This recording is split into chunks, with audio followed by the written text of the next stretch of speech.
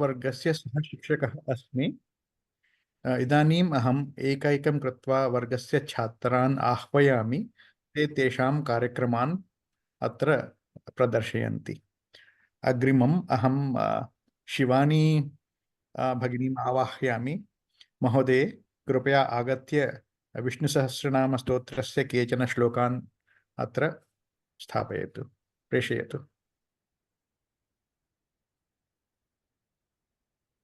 शुभोदयं, नमस्ते।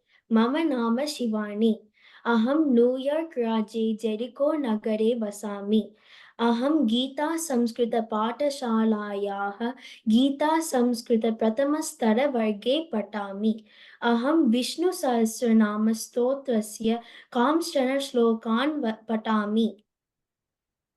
शुक्लाम्बरधरं विष्णुं शशिवर्णं चतुर्भुजं प्रसन्नवदनं ध्यायेत् सर्वविघ्नोपशान्तये। शान्ताकारं भुजगशयनं पद्मनाभं सुरेशं विश्वाधारं गगनसदृशं मेघवर्णं शुभाङ्गं लक्ष्मीकान्तं कमलनयनं योगिहृद्यानगम्यं वन्दे विष्णुं भवभयहरं सर्वलोकैकनाथम्। मेघश्यामं पीतकौशयवासं श्रीवत्साङ्गं कौस्तुभोद्भासिताङ्गं पुण्योपेतं पुण्डरीकायताक्षं विष्णुं वन्दे सर्वलोकैकनाथम्। विश्वं विष्णुर्वशत्कारो भूतभव्यभवत्प्रभुः भूतकृद्भूतभृद्भावो भूतात्मा भूतभावनः भूतात्मा परमात्मा च मुक्तानां प्रथमा गतिः अव्ययः पुरुषः साक्षी क्षेत्रज्ञोऽक्षर एव च योगो योगविदां नेता प्रधानपुरुषेश्वरः नारसिंहवपुः श्रीमान् केशवः पुरुषोत्तमः सर्वशर्वशिवस्तानुर्भूतादिर्निधिरव्ययः सम्भवो भावनो भर्ता प्रभवः प्रभुरीश्वरः स्वयंभू शम्भुरादित्यः पुष्कराक्षो महास्वनः अनादिनिधनो दाता विधाता धातुरुत्तमः अप्रमेयो ऋषिकेशः पद्मनाभो अमरप्रभुः विश्वकर्मा मनुस्त्वष्टा स्तविष्टस्तविरो दिवः अग्राह्य शाश्वत कृष्णो लोहिताक्षः प्रतर्दनः प्रभूतस्त्रिककुब्धामा पवित्रं मङ्गलं परम् ईशानप्राणदप्राणो ज्येष्ठश्रेष्ठ प्रजापतिः हिरण्यगर्भो भूगर्भो माधवो मधुसूदनः वनमाली गदिशार्ङ्गी शङ्की चक्री च नन्दकी श्रीमान् नारायणो विष्णुः वासुदेवो विरक्षतु श्रीवासुदेवो विरक्षतु ॐ नमैति ॐ शान्ति शान्ति शान्तिः। धन्यवादः। धन्यवादः शिवानी, भवती सम्यक् उक्तवती। इदानीम् अहं वैदेही भगिनीम् आवाहयामि। भगिनी आगच्छतु, भवत्याः कार्यक्रमं प्रेषयतु। अहं नाम वैदेही। मम अमेरिका देशे अट्लाण्टा नगरे वसामि।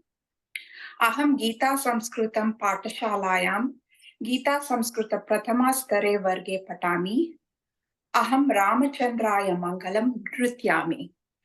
रामचन्द्राय जनकराय राममनोहराय मामकाभीष्टदाय मङ्गलम् रामचन्द्राय जनकराय राममनोहराय मामकाभीष्टदाय मङ्गलम् कौसलेशाय मन्दहासदा सपोषणाय वासवादिगुरुसम्प्रदाय मङ्गलम् कौसलेशाय मन्दहासदा सपोषणाय वासवादिगुरुसम्प्रदाय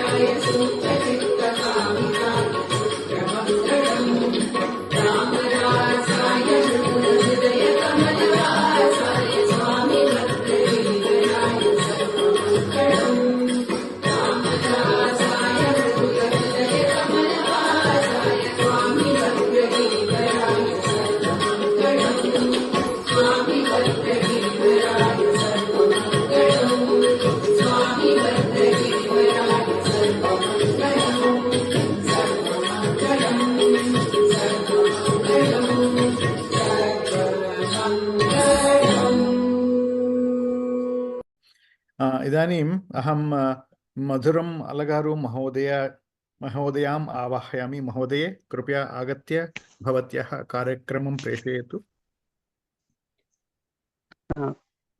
सुप्रभातं महोदय। हरिः ओं। सर्वेभ्यः नमस्कारः। मधुरं मम नाम अहं भारतदेशे तेलङ्गानाराज्ये हैदराबाद् नगरे वसामि। संस्कृतभाषां शिक्षितुं मम प्रीतिः अस्ति।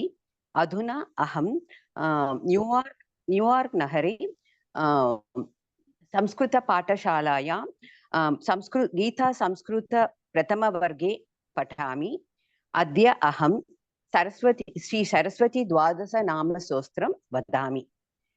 सरस्वती द्वयं दृष्टा वीणा पुस्तकधारिणी हंसवाह समायुक्ता विद्यादान करीमम। प्रथमं भारती नाम द्वितीयं च सरस्वती तृतीयं शारदा देवी चतुर्थं हंसवाहिनी पंचमं जगदिख्याता षष्ठं वाणीश्वरी तथा कौमारी सप्तमं प्रोक्ता अष्टमं ब्रह्मचारिणी नवमं बुद्धिधात्री च दशमं वरदायिनी एकादशं शूत्रघण्टा द्वादशं भुवनेश्वरी भ्राम्या द्वादश नामानि त्रिसन्ध्यं यः पठे नरः सर्वसिद्धिकरी तस्य प्रसन्ना परमेश्वरी सा मे वसतु जिह्वाहे ब्रह्मरूप सरस्वती। धन्यवादः महोदय। धन्यवादः सर्वेभ्यः। उत्तमं भगिनी, धन्यवादः। इदानीम् अहं रेणुकादेवी महोदयाम् आवाहयामि। महोदये, कृपया आगत्य भवत्याः देवकीनन्दनद्वादशस्तोत्रम् अस्मान् प्रेषयतु, श्रावयतु। हरिः ओं। नमस्काराः। मम नाम रेणुका। अहम् अमेरिकादेशे जार्जिया राज्ये कम्मिङ्ग् नगरे वसामि। अहं गीता संस्कृत पाठशालायां प्रथमस्तरवर्गे पठामि। इदानीम् अहं द्वादशस्तोत्रं गायामि। देवकी नन्दन नन्दकुमार वृन्दावनाञ्जन गोकुलचन्द्र देवकी नन्दन नन्दकुमार वृन्दावनाञ्जन गोकुलचन्द्र कंडफलाशन सुंदर रूप नंदित गोकुल वंदित पाद इंद्रसुतावक नंदक हस्त चंदन चर्चित सुंदरी नाद इंद्रसुतावक नंदक हस्त चंदन चर्चित सुंदरी नाद इंदीवरोहर दलनयना मंदर धारिन गोविंद वंदे चंद्रशतानन कुंड सुहास नंदित दैवता नंद सुपूर्ण चंद्रशतानन कुंड सुहास नंदित दैवता नंद सुपूर्ण मत्स्यकरूप लयोद विहारिं वेद विनेत्र चतुर्मुख वन्द्या कूर्म स्वरूपक मन्दरधारिन् लोकविधारक देववरेण्य कूर्मस्वरूपकमन्दरधारिम् लोकविधारक देववरेण्य शूकररूपक दानवशत्रो भूमिविदारक यज्ञवराङ्ग देवनृसिंह हिरण्यकशत्रो सर्वभयान्तक दैवतबन्धो देवनृसिंह हिरण्यकशत्रो सर्वभयान्तक दैवतबन्धो वामन वामन मानववेश दैत्यवरान्तक कारणरूप रामबृहूत्वः सूर्जितदीप्ते क्षत्रकुलान्तक शम्भुवरेण्य रामबृहूद्वः सूर्जितदीप्ते क्षत्रकुलान्तक शम्भुवरेण्य राघव राघव राक्षसशत्रो मारुतिवल्लभ जानकीकान्त देवकी नन्दन सुन्दर रूप रुक्मिणी वल्लभ पाण्डव बन्धो देवकी नन्दन सुन्दर रूप रुक्मिणी वल्लभ पाण्डव बन्धो दैत्य विमोहक नित्य सुखादे देव विबोधक बुद्ध स्वरूप दुष्टकुलान्तक कल्कि स्वरूप धर्म विवर्धन मूलयुगादे दुष्टकुलान्तक कल्कि स्वरूप धर्म विवर्धन मूलयुगादे नारायण अमल कारणमूर्ते नारायण अमल कारणमूर्ते पूर्णगुणार्णव नित्य विबोध पूर्णगुणार्णव नित्य विबोध धन्यवाद उत्तमं भगिनी, धन्यवादः। इदानीम् अहं केतनमहोदयम् आवाहयामि। सः अस्मान् जय जय हे भगवति सुरभारती इति गीतं श्रावयति। आगच्छतु महोदय। नमस्कारः सर्वेभ्यः। मम नाम केतनः। अहं पेन्सिल्वेनिया राज्ये नॉर्थ वेल्स नगरे वसामि। अहं गीता संस्कृतपाठशालायां गीता संस्कृतं प्रथमस्तरवर्गे पठामि।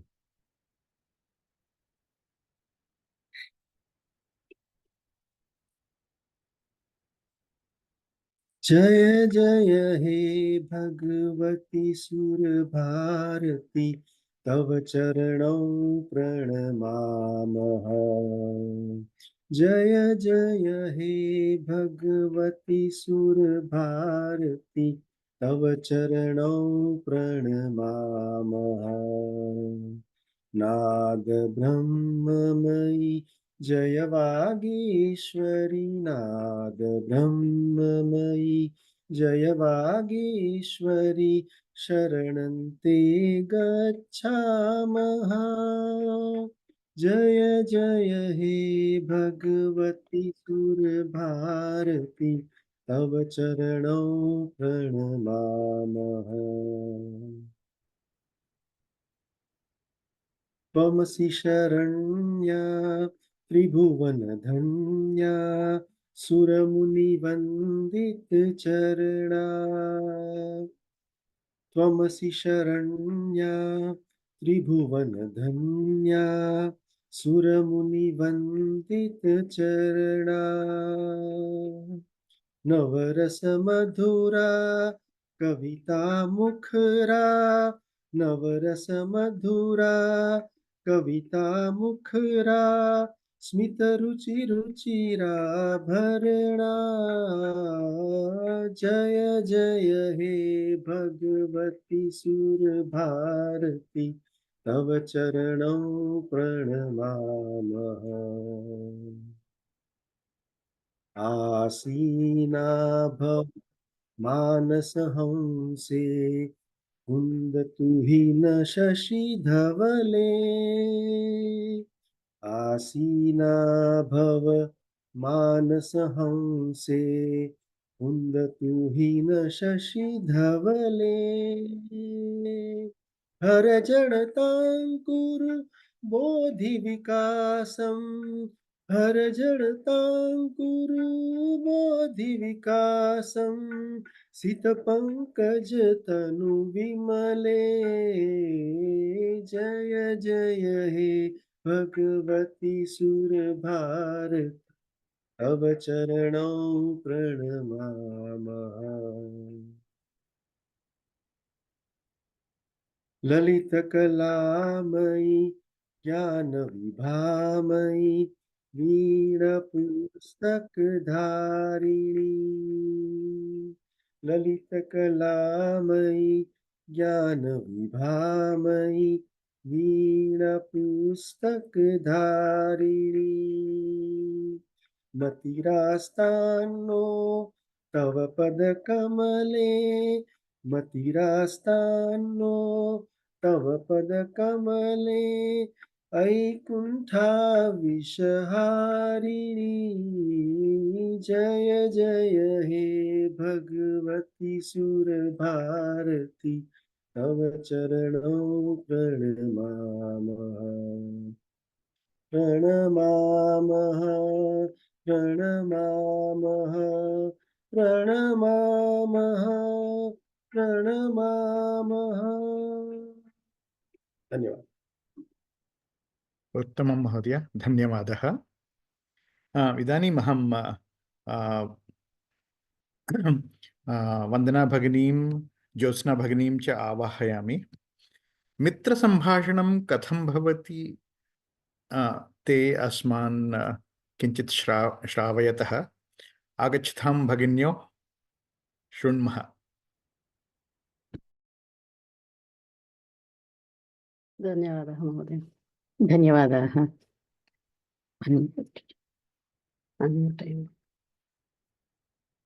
नमः सर्वेभ्यः। हरि ओम्। मम नाम ज्योत्स्ना। अहम् अमेरिकादेशे न्यूजर्सी राष्ट्रे नार्त् ब्रन्स्विक् नगरे वसामि। अहं गीतासंस्कृतपाठशालायां गीतावर्गस्य प्रथम-द्वितीयस्तरौ छात्रा अस्मि। इदानीम् अहं वन्दना भगिन्या सह संस्कृतसम्भाषणं करोमि। धन्यवादः भगिनी। हरिः ओम्।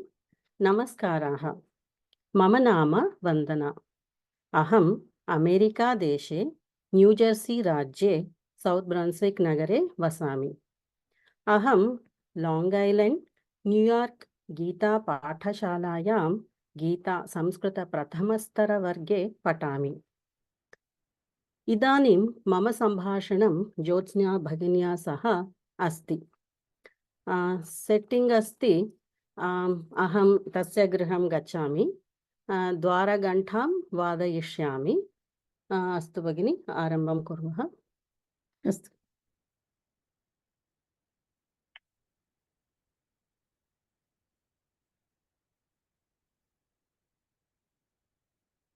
नमस्ते ज्योत्स्ना भगिनी। नमस्ते नमस्ते भगिनी, आगच्छतु आगच्छतु। बहुकालदर्शनं। कथमस्ति? अहं सम्यक् भगिनी। भवती कथमस्ति? अहमपि सम्यक् एव। गृहे सर्वं कुशलं वा? सर्वं कुशलं, सर्वं कुशलम्। अस्तु अस्तु, आगच्छतु आगच्छतु, उपविशतु। धन्यवादः भगिनी। किमपि जलं चायं किमपि स्वीकरोति किम्? चायं नास्ति मास्तु भगिनि। इदानीं मध्याह्नः अस्ति खलु, किञ्चित् जलं ददातु। अस्तु अस्तु, आगच्छतु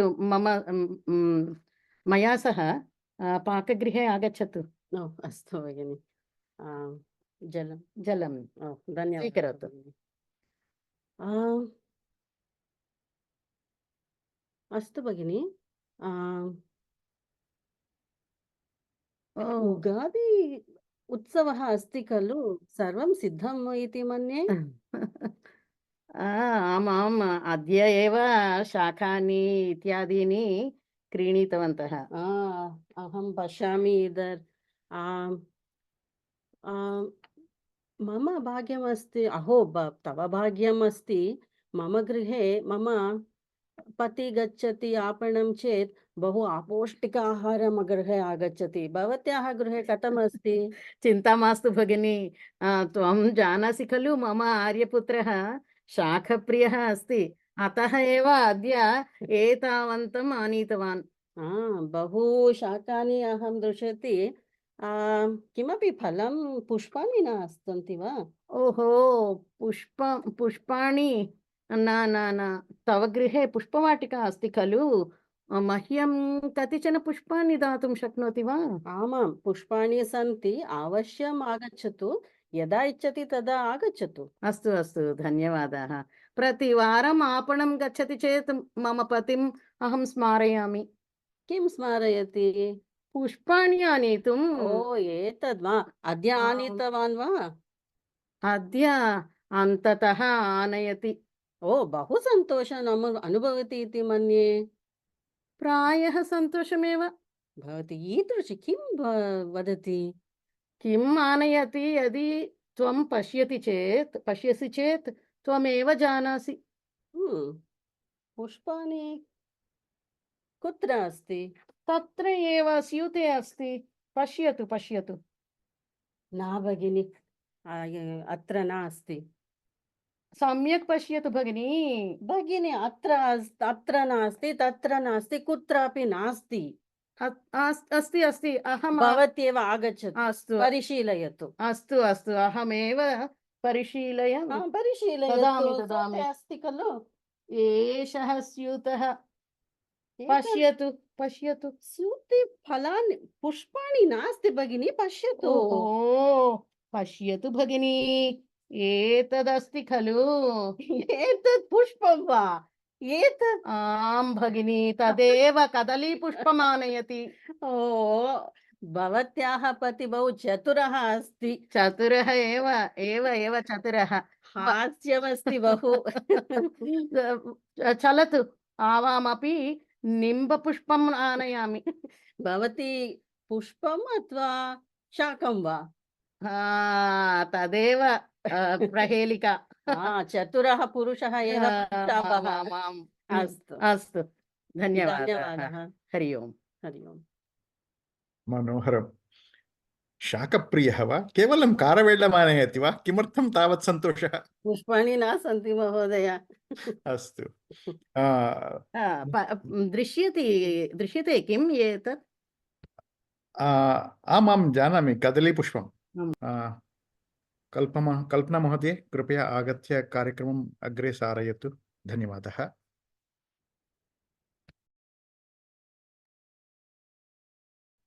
हरिः ओम्, नमस्काराः।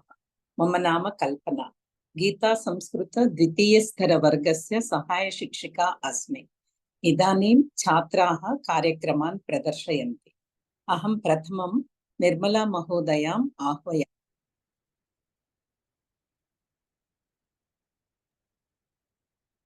हरिः ओम्, नमस्कारः। मम नाम निर्मला। अहं भारतदेशे तमिळुनाडुराज्ये चेन्नैनगरे वसामि। अहं न्यूयार्क् गीतासंस्कृतपाठशालायां गीतासंस्कृतद्वितीयस्तरवर्गे पठामि। इदानीम् अहं गीताध्यानश्लोकं वदामि। ॐ पार्थाय प्रतिबोधितां भगवतां नारायणेन स्वयं व्यासेन ग्रथितां पुराणमुनिना मध्ये महाभारतम् अद्वैतामृतवर्षिणीं भगवतीम् अष्टादशाध्यायिनीम् अम्ब त्वामनुसन्धदामि भगवद्गीते भवद्वेषिणीम् नमोऽस्तु ते व्यासविशालबुद्धे पुल्लारविन्दायतपत्रनेत्र येन त्वया भारततैलपूर्णः प्रज्वालितो ज्ञानमयप्रदीपः प्रपन्नपारिजाताय स्तोत्रवैत्रैकपाणये ज्ञानमुद्राय कृष्णाय गीतामृतं दुहे नमः। सर्वोपनिषदो गावो गोप्ता गोपालनन्दनः पार्थो वत्ससुधीर्भोक्ता दुग्धं गीतामृतं महत् वसुदेवसुतं देवं कंसचानूरमर्दनं देवकी परमानन्दं कृष्णं वन्दे जगद्गुरुं भीष्मद्रोणतटा जयद्रथजला गान्धारनीलोत्पला शल्यग्राहवती कृपेण वहनी कर्णेन वेलाकुला अश्वत्थामविकर्णघोरमकरा दुर्योधनावर्तिनी सोत्तीर्णा खलु पाण्डवैरणनदी कैवर्तकः केशवः पाराशर्यवचः सरोजममलं गीतार्थगन्धोत्कटं नानाख्यानककेसरं हरिकथा सम्बोधनाबोधितं लोके सज्जनषट्पथैरहरः पीयमानं मुदा भूयाद्भारतपङ्कजं करिमलः प्रध्वंसिनः श्रेयसे मूकं करोति वाचालं पङ्कुं लङ्कयते गिरिं यत्कृपातमहं वन्दे परमानन्दमाधवं यं ब्रह्मा वरुणेन्द्ररुद्रमरुतः स्तुन्वन्ति दिव्यैस्तवैः वेदे साङ्ख्यपदक्रमोपनिषदै गायन्ति यं सामगा ध्यानावस्थिततद्गतेन मनसा पश्यन्ति यं योगिनो यस्यान्तं न विदुः सुरासुरगणा देवाय तस्मै नमः। धन्यवादः। अत्युत्तमं, धन्यवादाः निर्मला महोदये। इदा गोवर्धनराव महोदयम् आह्वयामि। हरिः ओम्, नमस्काराः। मम नाम गोवर्धनरावः। अहम् अमेरिकादेशे कैलिफोर्निया राज्ये रोज़विले नगरे वसामि। अहं न्यूयार्क् गीतासंस्कृतपाठशालायां गीतासंस्कृत द्वितीयसद्वर्गे पठामि। इदानीम् अहं सुभाषितसङ्ग्रहमालायां सुभाषितपुष्पम् एकं वदामि। अपि स्वर्णमयी लङ्का न मे लक्ष्मण रोचते जननी जन्मभूमिश्च स्वर्गादपि गरीयसी। अद्य श्लोकस्य विवरणम्। अत्र भगवान् श्रीरामः स्वप्रियं भ्रातरं लक्ष्मणं प्रतिकथयति।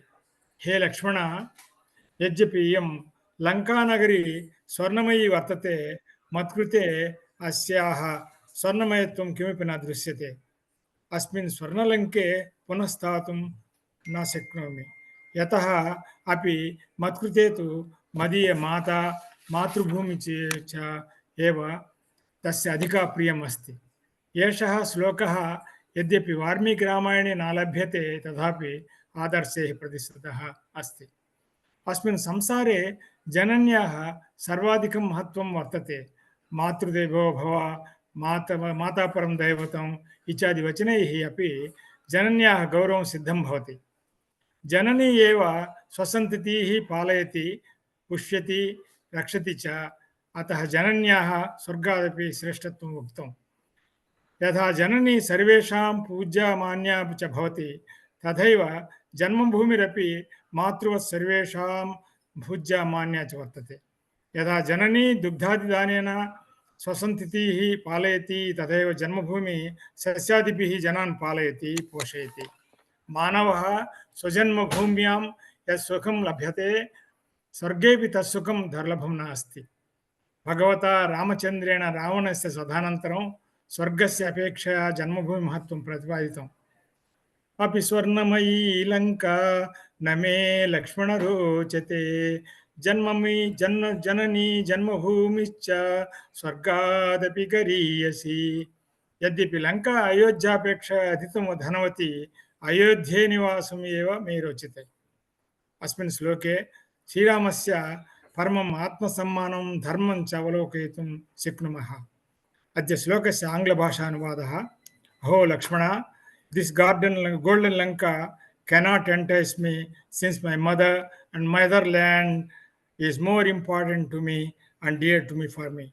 This verse, though cannot be found in Valmiki Ramayana, is still famous for its ideals.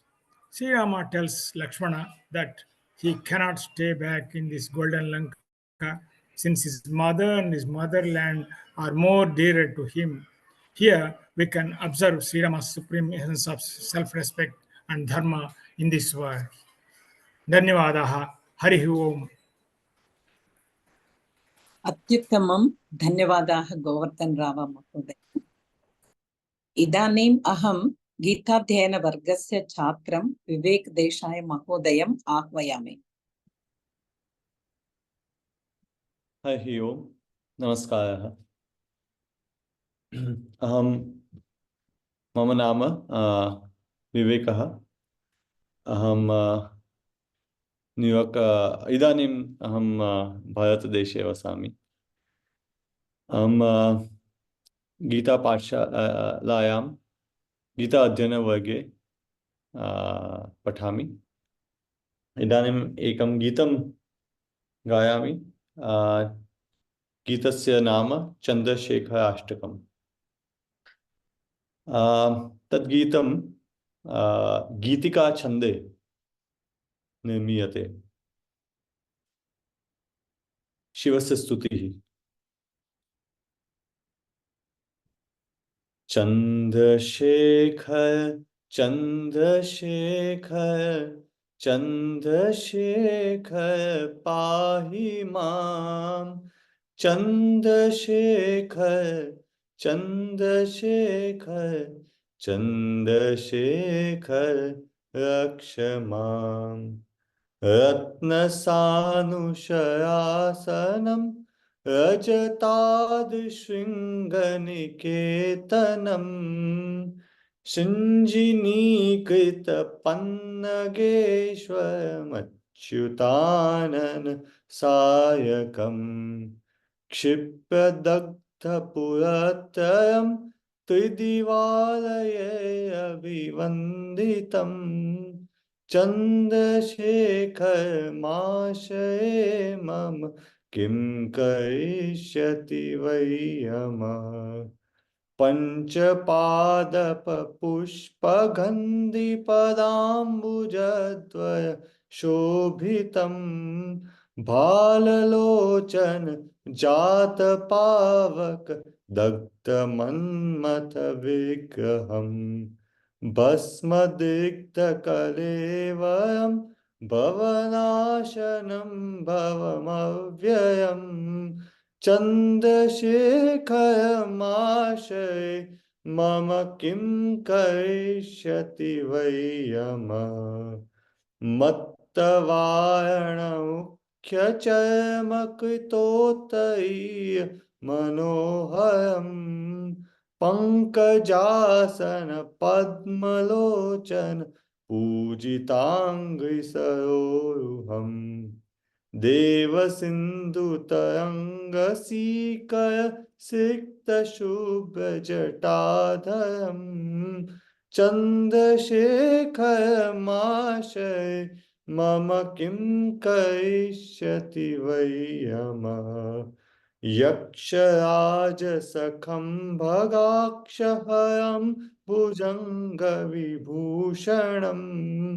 शैलराजसुतापरिष्कृत चारुवामकलेवरम् क्ष्वेडनीलगलं परश्वदधारिणं मृगधारिणं चन्द्रशेखरमाशय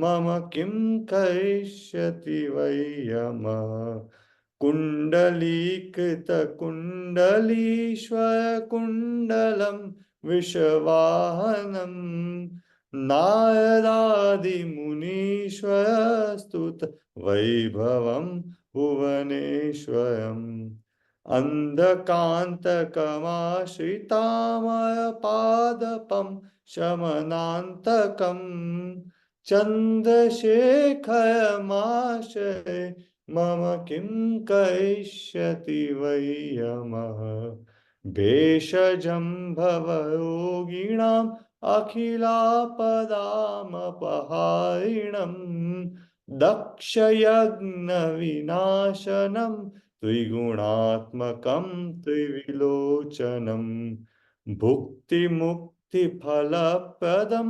सकलाघसङ्घनिबर्हणं चन्द्रशेखरमाश्रये मम किं करिष्यति वै यमः भक्तवत्सलमर्चितं निधिमक्षयं हरिदम्बरम् सर्वभूतपतिं परात्परमप्रमेयम् अनुत्तमम् सूरशशिपावकधरा जलसोमपानिलखाकृतं चन्द्रशेखरमाश्रये मम किं करिष्यति वै यमः विश्वसृष्टिविधायिनं पुनरेव पालन तत्परं संहरन्तमपि प्रपञ्चमशेष लोकनिवासिनं क्रीडयन्तमहर्निशं गणनाथयूथसमन्वितं चन्द्रशेखरमाश्रये मम किं करिष्यति वै यमः मृत्युभीतमुकुण्डसूनुकृतत्सतं शिव सन्निधौ यत्र कुत्र च यः पठेन्न हि तस्य मृत्युभयं भवेत् पूर्णमायुरोगिताम् अखिलार्थसम्पदादरम् चन्द्रशेखरमाश्रये मम किं करिष्यति वै यमः चन्द्रशेखर चन्द्रशेखर चन्द्रशेखर पाहि मां चन्द्रशेखर चन्द्रशेखर चन्द्रशेखर रक्ष मां चन्द्रशेखर रक्ष मां चन्द्रशेखर रक्ष मां। धन्यवादः। अत्युत्तमम् अभिनन्दनानि विवेक महोदय। इदानीम् अहं गीताध्ययनवर्गस्य छात्रां नीला महोदयां छात्रं राम महोदयं च आह्वयामि। नमस्काराः। अहं नीला। अहं रामः। आवां गीता संस्कृतपाठशालायाः गीता अध्ययनवर्गे पठावः। आवां US देशस्य टेक्सस् राज्यस्य ऑस्टिन् नगरे वसावः। अधुना नारायणीयम् इति ग्रन्थात् कुचेलोपाख्यानम् इति दशकं गायावः। कुचेलनामा भवतः सतीर्थ्यताम् गतः स सान्दीपनिमन्दिरे द्विजः त्वदेकरागेण धनादिनिःस्पृहः दिनानि निन्ये प्रशमीर्हाश्रमी समानशीलापि तदीयवल्लभा तथैव नो चित्तजयं समेयुषी कदाचिदूचे बत वृत्तिलब्धये रमापतिः किन्न सखा निषेव्यते इति ऋतोऽयं प्रियया क्षुधार्तया जुगुप्समानोऽपि धने मदावहे तदा त्वदालोकनकौतुकाद्ययौ वहन् पटान्ते पृथुकानुपायनम् गतोऽयमाश्चर्यमयीं भवत्पुरीं गृहेषु शैव्या भवनं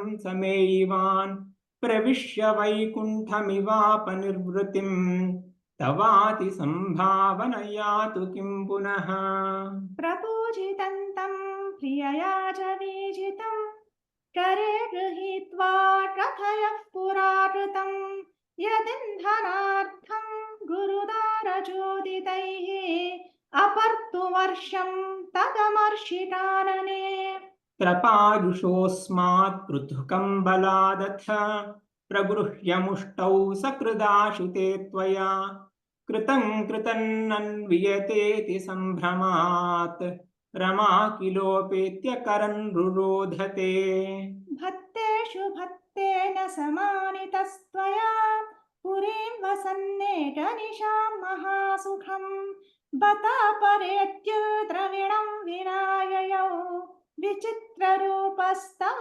खल्वनुग्रहः यदि ह्ययाचिष्य मदास्य दच्युतः वदामि भार्यां किमिति व्रजन्नसौ त्वदुक्तिलीला स्मृतमग्नधीः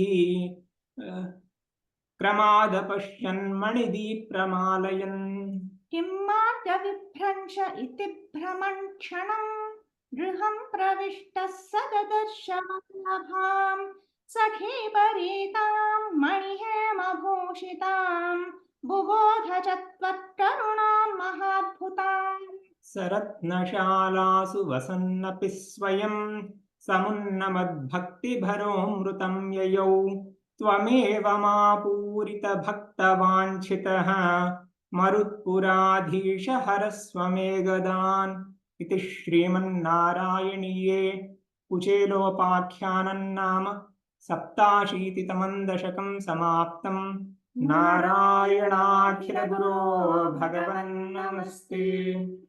धन्यवादाः। अत्युत्तमम् अभिनन्दनानि। धन्यवादाः नीला महोदये, धन्यवादाः राम महोदय। इदानीम् अहं गीता संस्कृत द्वितीयस्तरवर्गस्य छात्रां महोदयां छात्रं विजय महोदयं च आह्वयामि। हरिः ओम्, नमस्काराः। मम नाम विजयः। अहम् अमेरिकादेशे न्यूयार्क् राज्ये जेरिको नगरे वसामि। अहं न्यूयार्क् गीतासंस्कृतपाठशालायां गीतासंस्कृत द्वितीयस्तरवर्गे पठामि। इदानीम् अहम् एकां प्रहेलिकां वदामि। प्रहेलिकाम् आङ्ग्लभाषे रिडिल् इति वदामः। तस्याः अर्थं ज्योत्स्ना भगिनी वदति। ज्योत्स्ना भगिनी। नमः सर्वेभ्यः। मम नाम ज्योत्स्ना। अहम् अमेरिकादेशे न्यूजर्सी राज्ये केण्डल् पार्क् नगरे वसामि। अहं गीतासंस्कृतपाठशालायां गीतासंस्कृत द्वितीयस्तरे पठामि। इदानीम् अहमपि एकां प्रहेलिकां वदामि। तस्याः अर्थं विजयमहोदयः वदति। महोदय, कृपया भवान् प्रथमं प्रहेलिकां वदतु। आं भगिनि। वृक्षाग्रवासी न च पक्षिराजः, त्रिनेत्रधारी न च शूलपाणिः, त्वग्वस्त्रधारी न च सिद्धयोगी, जलञ्च बिभ्रन्न घटो न मेघः। इदानीं तस्याः अर्थं ज्योत्स्ना भगिनी वदति। अस्तु महोदय। एषः वृक्षस्य उपरि निवसति, किन्तु पक्षी न। एतस्य 3 नेत्राणि सन्ति, किन्तु एषः न शिवः। एषः त्वग्वस्त्रं धरति किन्तु न योगी एषः जलं धरति किन्तु न घटः न वा जलधरः मेघः एषः कः. The meaning of Prahelika is it sits in the tree but it's not a bird. It has 3 eyes but it is not Shiva. It wears a jute but it is not a yogi. It holds water but it is not a pot or a cloud. Then what is it? समाधानं नारिकेलम्, ए coconut. सम्यक् महोदय. इदानीं कृपया मम प्रहेलिकां शृणोतु. अपदो दूरगामी च साक्षरो न च पंडितः अमुखः स्फुटवक्ता च यो जानाति स पंडितः. विजय महोदय, कृपया प्रहेलिकायाः अर्थं वदतु. अवश्यं भगिनी. एतस्य पादौ न स्तः परन्तु एषः दूरं गच्छति. अस्मिन् अक्षराणि भवन्ति परन्तु न अयं पंडितः. अस्य मुखमेव नास्ति तथापि एषः विषयं सम्यक् निवेदयति. अयं कः इति यः जानाति सः पंडितः. Meaning in English is, it doesn't have legs, but it can travel. It's full of letters, but it is not a scholar. It doesn't have a mouth, but it can tell things. Whoever knows the answer, that person is wise. समाधानं पत्रं, a letter. धन्यवादः. हरिः ओम्, धन्यवादाः. अत्युत्तमम्, अभिनन्दनानि. धन्यवादाः ज्योत्स्ना महोदये, धन्यवादाः विजय महोदय. इदानीम् अहं गीता संस्कृत द्वितीयस्तरवर्गस्य छात्रं सतीश महोदयम् आह्वयामि.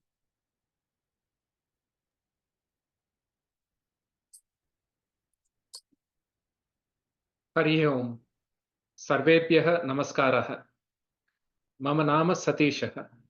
अहम् अमेरिका देशे शिकागो नगरे वसामि. अहं न्यूयार्क गीता संस्कृत पाठशालायां गीता संस्कृत द्वितीयस्तरवर्गे पठामि. इदानीम् अहं सुभाषितद्वयम् उक्त्वा आङ्ग्लभाषे विवृणोमि. प्रथमं सुभाषितम्.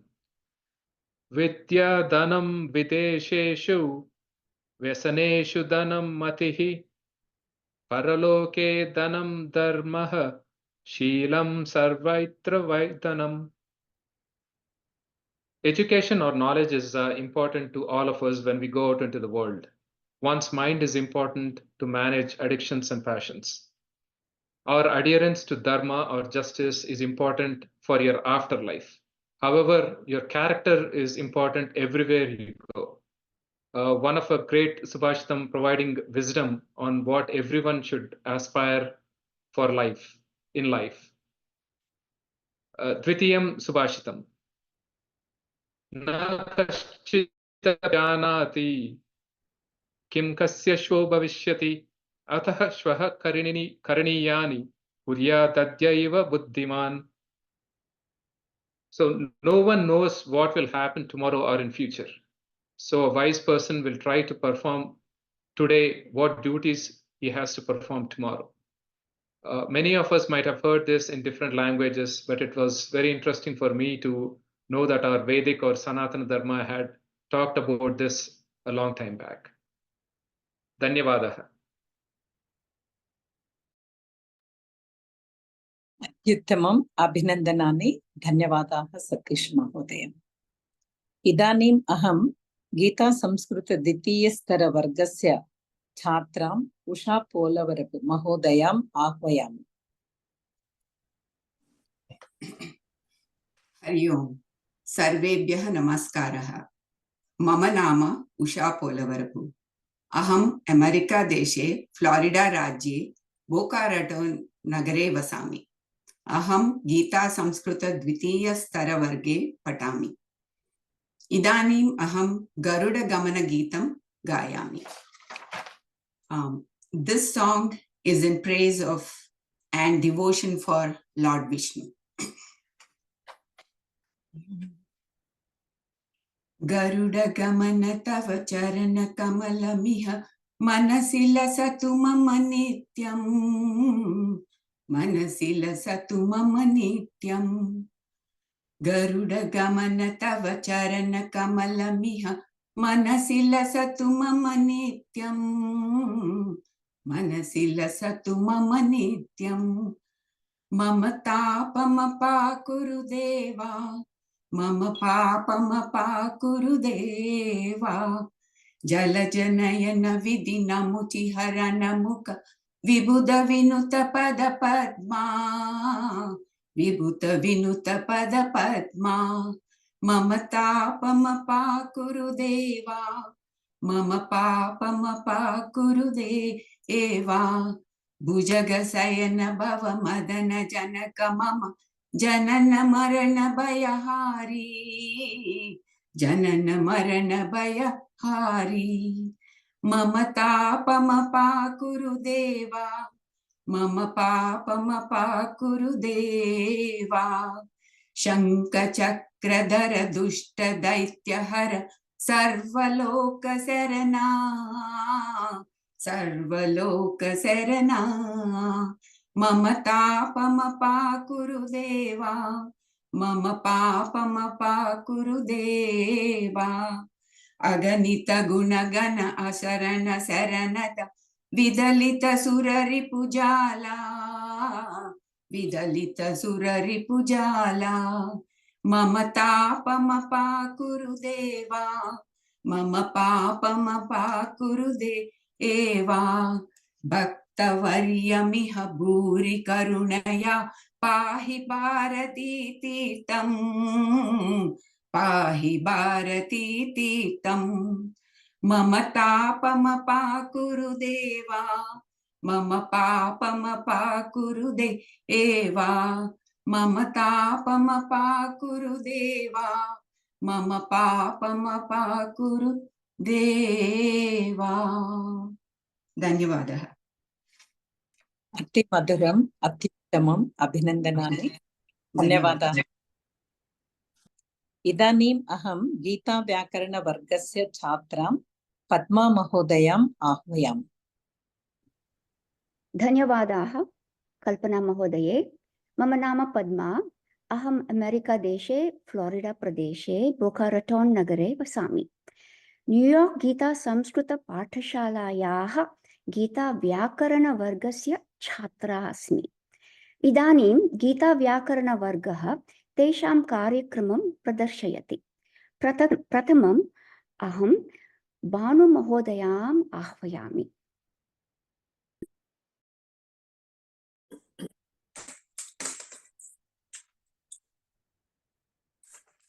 हरिः ओम्.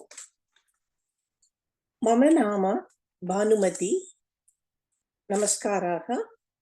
अहम् अमेरिकादेशे न्यूयार्क् राज्ये स्टाटन् ऐलण्ड् नगरे वसामि. अहं लाङ्ग् ऐलण्ड् संस्कृतगीतापाठशालायां गीताव्याकरणवर्गे पठामि. इदानीम् अहं श्री स्वामिनाथषट्कं प्रार्थनाश्लोकं गायामि.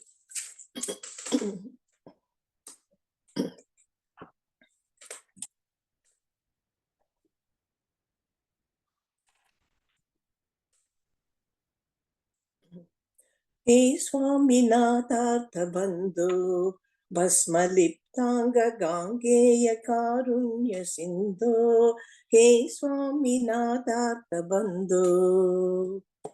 रुद्राक्षधारिन् नमस्ते, रौद्ररोगं हरत्वं पुरारे गुरो मे. राकेन्दुवक्त्रं पवन्तं माररूपं कुमारं भजे कामपूरं, हे स्वामिनाथार्थबन्धो. मां पाहि रोगादघोरात् मङ्गलापाङ्गपादेन मङ्गास्वराणां कालाच दुष्पाककूलात् कालकालस्य सूनुं भजे क्रान्तसानुं हे स्वामिनाथार्थबन्धो ब्रह्मादयो यस्य शिष्याः ब्रह्मपुत्रा गिरौ यस्य सोपानभूता सैन्यं सुरा चापि सर्वे सामवेदातिगेयं भजे कार्तिकेयं हे स्वामिनाथार्थबन्धो काषाय संवीतगात्रं कामरोगादिसंहारि भिक्षान्नपात्रं कारुण्य सम्पूर्णनेत्रं शक्तिहस्तं पवित्रं भजे शम्भुपुत्रं हे स्वामिनाथार्थबन्धो श्रीस्वामी शैले वसन्तं साधु संघस्य रोगान् सदा संहरन्तम् ओङ्कारतत्त्वं वदन्तं शम्भुकर्णे हसन्तं भजेऽहं शिशुं तं हे स्वामिनाथार्थबन्धो स्तोत्रं कृतं चित्रचित्रं दीक्षितानन्दरामेण सर्वार्थसिद्ध्यै भक्त्या पठेत्यप्रभाते देवदेव प्रसादात् लभेताष्टसिद्धिं हे स्वामिनाथार्थबन्धो भस्मलिप्ताङ्गकाङ्गेय कारुण्यसिन्धो हे स्वामिनाथार्थबन्धो इति श्री स्वामिनाथशतकं सम्पूर्णम्। धन्यवादः। अभिनन्दनानि भानुमहोदये, धन्यवादाः। श्रीराम महोदय, अहं भवन्तं स्किप् कृतवती, क्षम्यताम्। अद्य श्रीराम महोदयम् आह्वयामि। धन्यवादः महोदय। नमस्कारः। मम नाम श्रीरामः। अहम् अमेरिकादेशे मेरिलेण्ड् राज्ये एल्क्रिड्ज् नगरे वसामि। अहं गीता संस्कृतपाठशालायां गीताव्याकरणं वर्गे पठामि। इदानीम् अहम् एकं सुभाषितं गायामि। विद्याशस्त्रं च शास्त्रं च द्वे विद्ये प्रतिपत्तये अद्या हस्त्याय वृत्वत्वे द्वितीयाद्रयते सदा। यत्किमपि कार्यं साधयितुं शस्त्रं शास्त्रं चेति विद्याद्वयं वर्तते। प्रथमशास्त्रविद्या वर्धके हास्यास्पदं भवति, परं द्वितीयशास्त्रविद्या सदैव गौरवास्पदं भवति। धन्यवादः। धन्यवादाः महोदय। अद्य अहम् एव गायामि सरस्वतीश्लोकम्। या कुन्देन्दु तुषारहारधवला या शुभ्रवस्त्रान्विता या वीणा वरदण्डमण्डितकरा या श्वेत पद्मासना या ब्रह्मार्चित शङ्कर प्रभृतिभिः देवैः सदा वन्दिता सा मां पातु सरस्वती भगवती निःशेषजाड्यापः। धन्यवादाः। इदानीम् अहं रामकुमार महोदयम् आह्वयामि। नमस्ते, मम नाम रामकुमारः। अहं न्यूयार्क् राज्ये जेरिको नगरे वसामि। अहं गीता संस्कृतपाठशालायाः गीताव्याकरणवर्गे पठामि। अहं स्कन्दपुराणे स्थितं वाल्मीकिरामायणमहात्म्यस्य एकं श्लोकं वदामि। श्रीरामः शरणं समस्तजगतां रामं विना का गति रामेण प्रतिहन्यते कलिमलं रामाय कार्यं नमः। रामात् त्रस्यति कालभीमभुजगो रामस्य सर्वं वशे रामे भवतु मे भक्तिरखण्डिता रामत्वमेवाश्रयः। एतस्य श्लोकस्य विशेषः किम्? एतत् श्लोके अकारान्तपुल्लिङ्ग रामशब्दस्य सर्वाणि एकवचनानि विभक्तिरूपाणि सन्ति. So the speciality of this shloka is it has all the Pratama Vibhakti Ekavachanam of Rama Shabdaha. If we see the line by line, Shri Ramaha Sharanam Samasta Jagatam. Ramaha Shabdaha, Pratama Vibhakti Ekavachanam of Rama Shabda. The meaning is Shri Rama is the shelter of the entire world. Ramam, Dvitiya Vibhakti Ekavachanam of Rama Shabdaha. Ramam Vina Ka Gati. Whom is the ultimate destination other than Rama? Ramena. Tritiya Vibhakti Ekavachanam of Rama Shabdaha. Ramena Pratihanyate Kalimalam. By Rama, the impurities of Kali Yuga are destroyed. Ramaya. Chaturthi Vibhakti Ekavachanam of Rama Shabdaha. Ramaya Karyam Namaha. Worship should be done to Rama's deeds. Ramat Panchami Vibhakti Ekavachanam of Rama Shabdaha. Ramat Trasyati Kala Bhima Bhujago. The serpent of death is fearful from Rama. Ramasya Sashti Vibhakti Ekavachanam of Rama Shabdaha. Ramasya Sarvam Vashe. Everything in the world is in possession of Rama.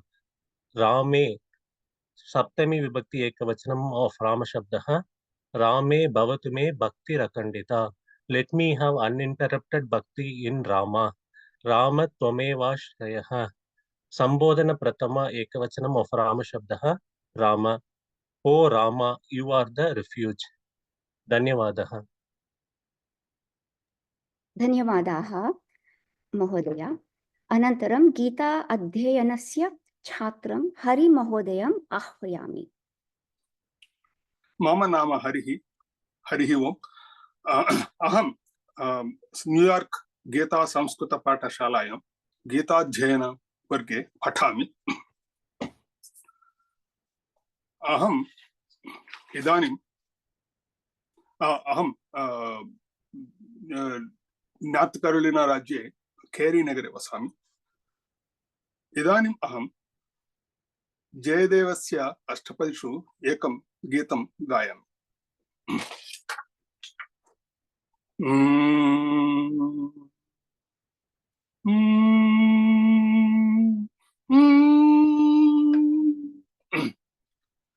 अनिल तरल कुवलय नयने तपति न सा किसलय शयनेन या रमिता वनमालिना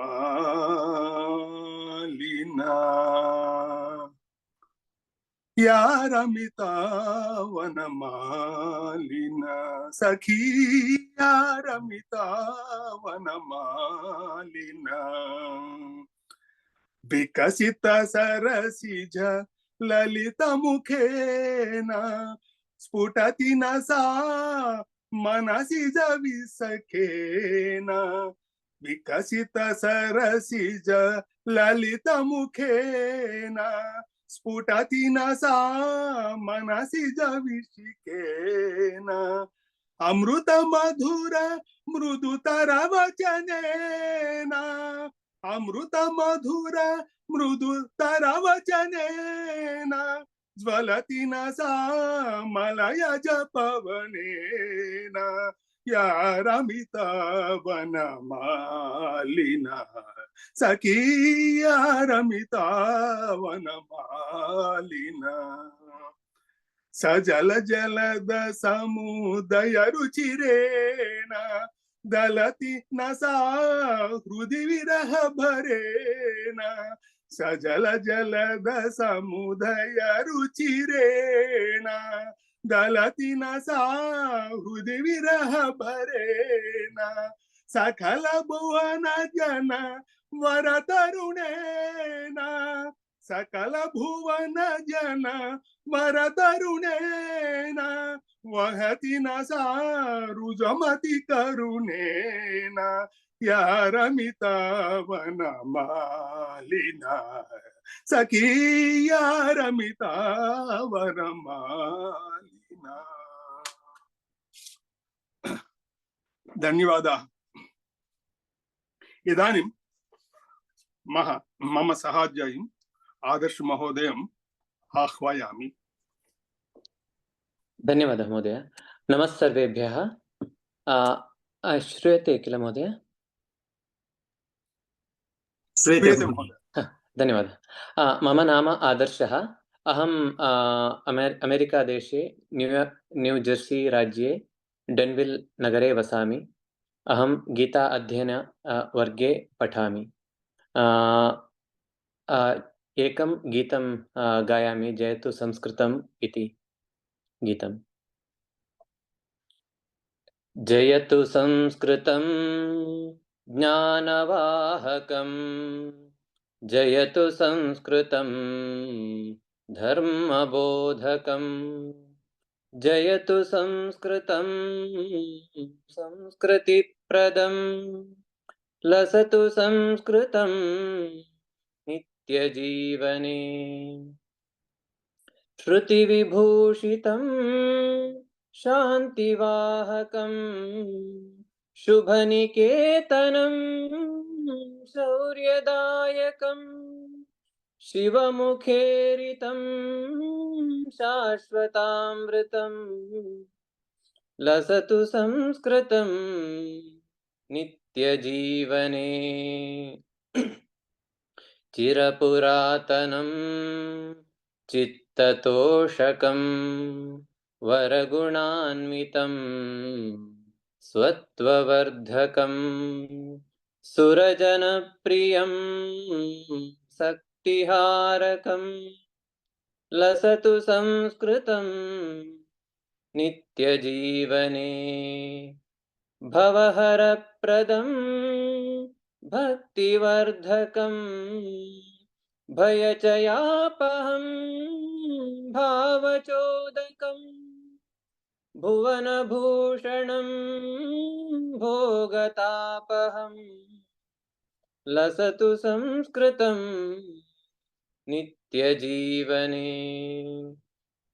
मुनिजनाहृतं मृत्युतारकं, मतिविवर्धकं मोहवारकं, मधुररञ्जितं मङ्गलोपमं, लसतु संस्कृतं नित्यजीवने। अतुलसिद्धिदम् आत्मपोषकम्, अमरवन्दितं धीप्रचोदकम्, अघविनाशकं विद्वदौषधं, लसतु संस्कृतं नित्यजीवने। जयतु संस्कृतं ज्ञानवाहकं, जयतु संस्कृतं धर्मबोधकं, जयतु संस्कृतं संस्कृतिप्रदं, लसतु संस्कृतं नित्यजीवने, लसतु संस्कृतं नित्यजीवने। धन्यवादः। अत्युत्तमम् आदर्श महोदय। इदानीम् अहं मम सहाध्यायीं रमेश महोदयम् आह्वयामि। हरिः ओम्। मम नाम रमेशः। अहम् अमेरिकादेशे ओहायो राज्ये मेसन् नगरे वसामि। अहं गीतापाठशालायाः गीता अध्ययनवर्गे पठामि। इदानीम् अहम् एकं गीतं गायामि, संस्कृतेन पाठनम् इति तस्य नाम।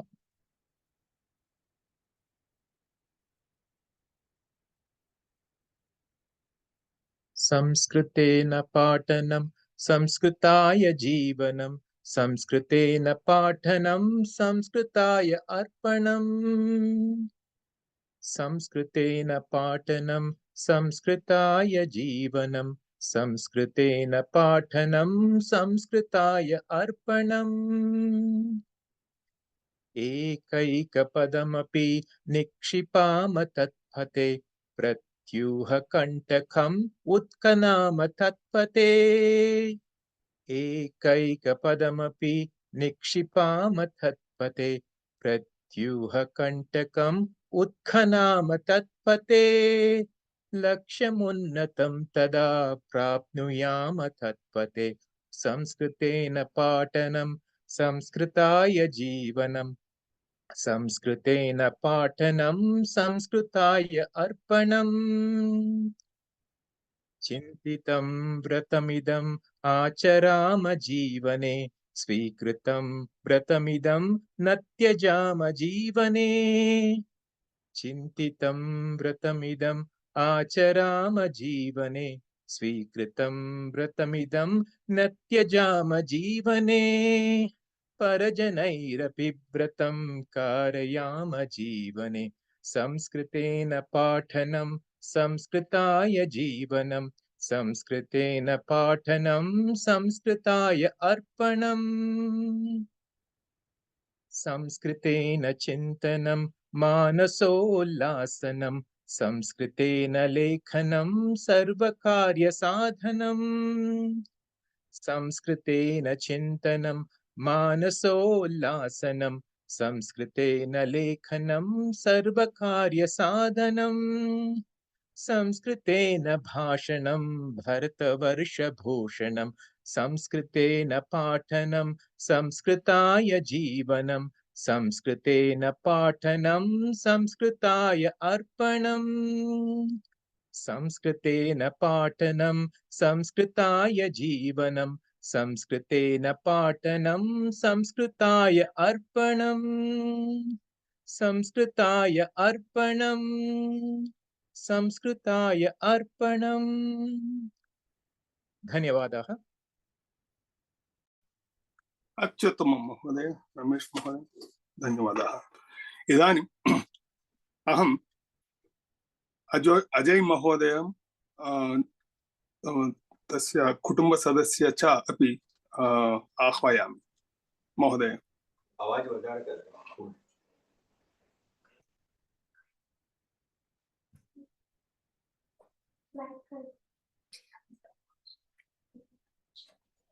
नमस्कारः अहम् अजय पटेलः अहं न्यूयार्क जेरिको नगर लांग आइलैंड केन्द्रे गीता अध्ययन स्तरे पठामि अद्य वयं एक रूपकं प्रदर्शयामः तस्य नाम बालिकायाः उदाहरणीयं दानम्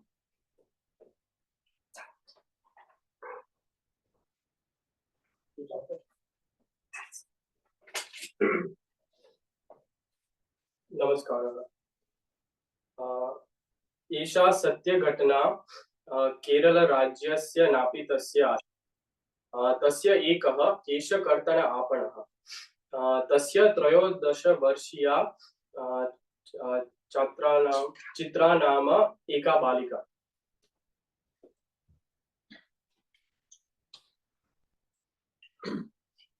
पुत्री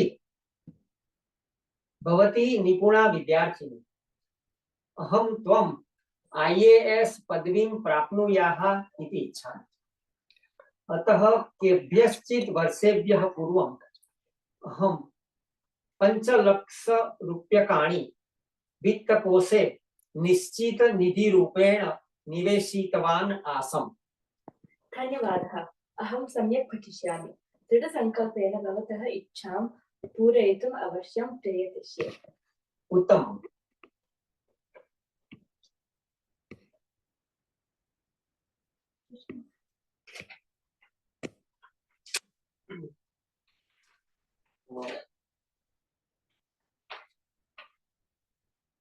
एकविंशत्यधिक द्विसहस्रतम वर्षः कोरोना संक्रमण द्वितीय तरंगकालः कोरोना रोगस्य अतीव उग्ररूपः दृश्यते सर्वत्र। पितः बहवः निर्धनजनाः कोरोना संक्रमण पीडिताः वित्तं विना उपचारं न कारयितुं शक्नुवन्ति, मृताः च भवन्ति। मम अध्ययननिमित्तं भवान् 5 लक्षरूप्यकाणि वित्तकोशे निवेशितवान् आसीत्। कृपया तत् धनं वित्तकोशात् आनीय दीनजनानां साहाय्याय यापयतु। किन्तु तत् धनं भवत्याः विद्याभ्यासाय अस्ति। मम चिन्ता मा करोतु, कृपया शीघ्रं धनम् आनीय। अस्तु, तव वचनं पालयिष्यामि।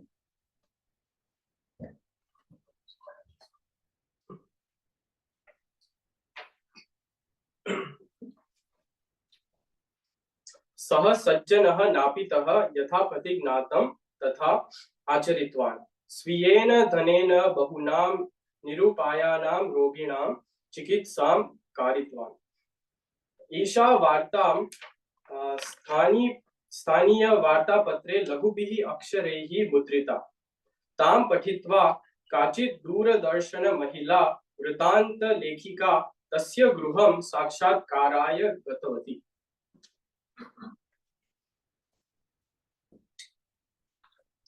भ्रातः नमस्कारः। नमस्कारः। भवान् 5 लक्षाधिकरूप्यकाणि निर्धनानां करोना रोगस्थानां सहायार्थं यापयित्वा उत्तमं कार्यं कृतवान्। मम पुत्र्याः प्रेरणा। भगिनी उत्तमम्। निर्धनानां जनानां साहाय्यम् अस्माकं धर्मः एव।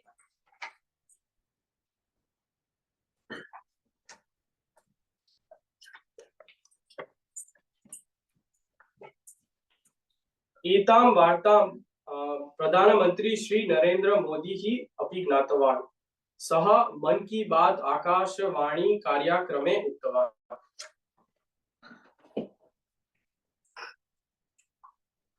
नमस्कारः सर्वेषां। सर्वं कुशलम् इति आशासे। एषः कोरोना संक्रमण कालः केरल राज्यस्य एका 13 वर्षीय बालिका तस्याः 5 लक्षाधिकं भविष्यकाल विद्याभ्यास वित्तं कोरोना रोगिभ्यः रोगमुक्त्यै यापितवती। अति उत्तमं निस्वार्थ कार्यम् अकरोत्।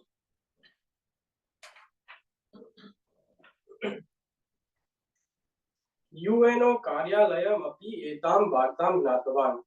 बालिकां पित्रा सह आहूय सन्मानं कृतवान्। यूएनओ कार्यालयं प्रति भवतोः स्वागतम्। भवत्याः कोरोना रोगिभ्यः 5 लक्षाधिकरूप्यकाणि साहाय्यं योगदानं ज्ञात्वा यूएनओ कार्यालयः अतीव आनन्दम् अनुभवति। वित्तस्य अपेक्षया मनुष्यजीवनस्य मूल्यम् अधिकम्। मम पिता धनं दत्तवान्। अहं तं प्रार्थितवती। उच्च विचारः, उच्च कार्यं। यूएनओ कार्यालयः भवन्तो अभिमाननं करोति।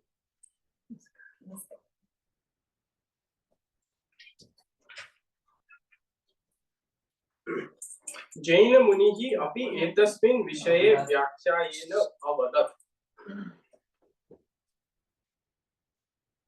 नमस्कारः।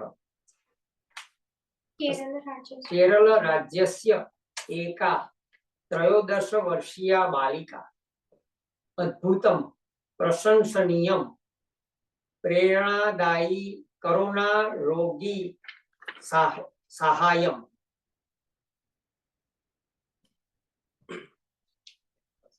एतत् दृश्यमुद्रणं केरल राज्ये मुनेः भक्तः दृष्ट्वा सः चित्रायाः गृहम् अगच्छत्।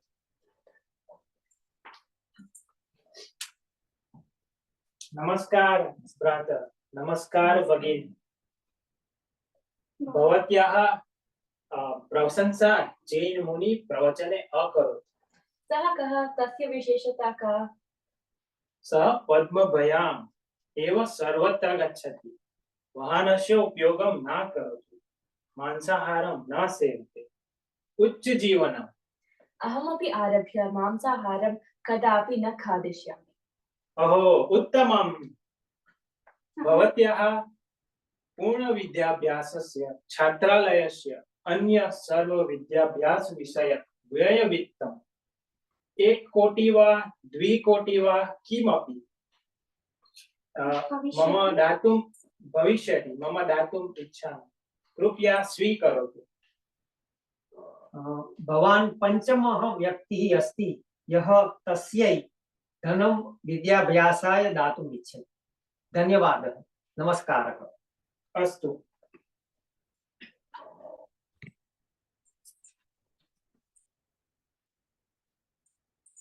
नमस्कारः। निष्काम कर्मणः फलं भगवान् ददति एव। यः भवता निरपेक्षं कृतेन सत्कर्मणा लाभान्वितः भवति, सः भवता आशीर्वचनम् अवश्यं ददाति। तेन कृतेन प्रार्थनया प्रीतः भगवान् भवतः अन्येषु कार्येषु अपेक्षितात् समधिकं लाभं दद्यात्। फलम् अनभिलक्ष्य कृतस्य कार्यस्य मुख्यः लाभः तु आनन्दः। निष्काम कर्माचरणे यः सन्तोषः भवति सः सर्वथा अवर्णनीयः। अतः ईश्वर अस्मान् सर्वान् निष्काम कर्मणे प्रेरयेत् इति प्रार्थनया विरमामः। नमस्कारः।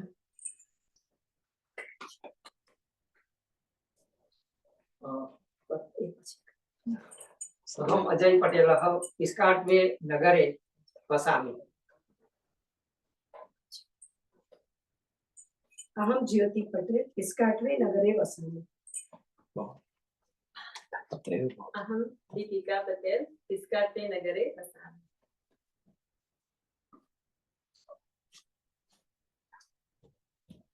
अहं उजास पटेल इस्काट्वे नगरे वसामि। अहं नियति पटेल इस्काट्वे नगरे वसामि। मम नाम प्रणवी प्रयागा, अहं फ्रैंकलिन नगरे वसामि। मम नाम रुद्रः, अहं इस्काट्वे नगरे वसामि। अहं रग्नेश पटेल इस्काट्वे नगरे वसामि। उत्तमम्। नमस्कारः। सर्वे भवन्ति एकवारं चित्रम् अत्युत्तमं महोदयः।